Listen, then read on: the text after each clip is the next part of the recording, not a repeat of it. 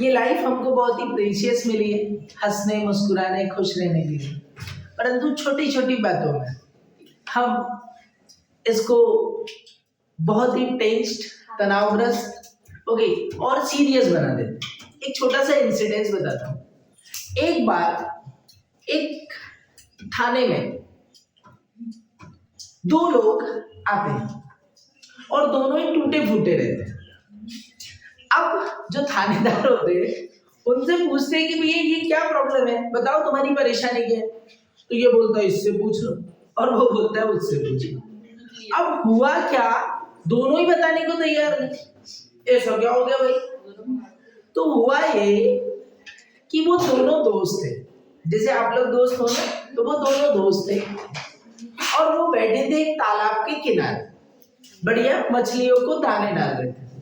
बातें चल रही थी उनकी, बातें चलते चलते धीरे धीरे धीरे उनकी बात इस चीज पर पहुंच गई कि उसमें से एक बोलता है कि मुझे भैंस खरीदना है। क्या खरीदूंगा मैं? भैंस खरीदूंगा। और दूसरा बोलता है कि मैं खेत खरीदूंगा। ओके, एक क्या बोलता है कि एक बोलता है मैं भैंस खरीदूंगा और दूसरा बोलता है मैं खेत खरीदूंगा। ओके, तो बोले कि यार तू खेत मत खरीद। तो दूसरा बोलता है क्यों नहीं खरीदूं? तो बोले यार मैं भैंस खरीद रहा हूँ और मेरी भैंस तेरे खेत में आएगी, तो तू खेत मत खरीद। तो बोले नहीं नहीं मैं तो खेत खरीदूंगा ही खरीदूंगा। ओके, और बोले तेरी भैंस को मैं अपने खेत में आने नहीं दूंगा। ओके, क्योंकि तेरी भैंस अगर मेरे खेत में आएगी तो मेरी फसल खराब करेगी। यस ना?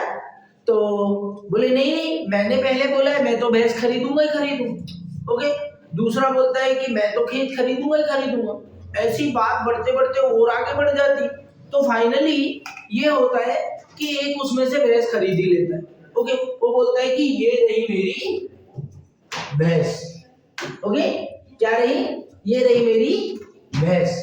ओके, तो दूसरा भी वहां पर उंगली से, चूंकि तालाब के किनारे बैठे रहते, रेत रहती, तो एक रेत से बना देता है भैंस की, बोले ये रही मेरी भैंस।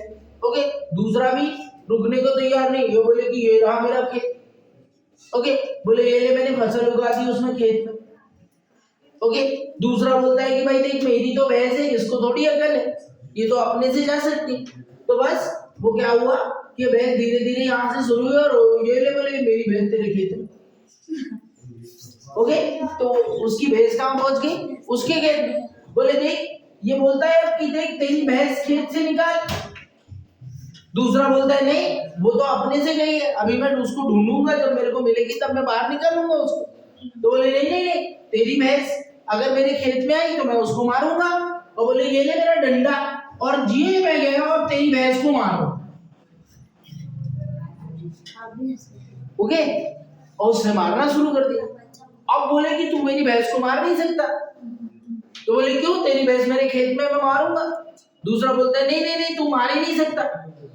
बोले देख अभी भी मैं बोल रहा हूँ कि तेरी भैंस तू निकाल ले, नहीं तो मैं तेरे को भी मारूंगा, मैं तेरे को भी मारूंगा। और फाइनली उसने क्या किया कि एक ने डंडा उठाया और जो भैंस वाला था उसके सिर पर डंडा मार दिया। दूसरा क्या देखने वाला, उसने भी उठाया डंडा और इसको मार दिया। ओके, अब दोनों एक दूसरे को मारते पीटते हुए उस रेत पर लेट गए, क्योंकि चक्कर आ गया उनको। ओके, अब एक व्यक्ति और दूसरा भैंस चराने वाला आया, इनसे पूछता है कि क्या हो गया रे भैया तुम क्यों टूटे फूटे पड़े हो? ओके, तो दोनों कुछ बताए, उनको ले गया हॉस्पिटल, पट्टी वट्टी कराया, डॉक्टर पट्टी करने को तैयार नहीं। ओके, डॉक्टर पूछ रहा है क्या हो गया, दोनों चुप।